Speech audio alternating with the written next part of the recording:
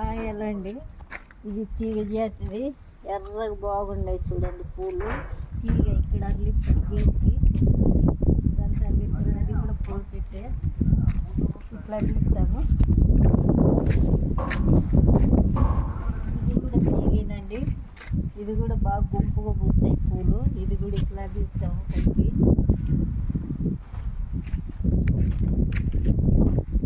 ఇవి కూడా పెట్టినామండి, ఇవి కూడా ఇట్లా పైకి రేఖ కిందకి అల్లిస్తాము. ఇవి పూలు బాగా అందంగా ఉంటాయండి.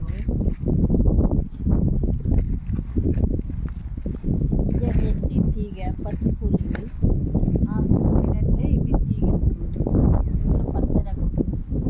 3 రకాలు పెట్టామండి.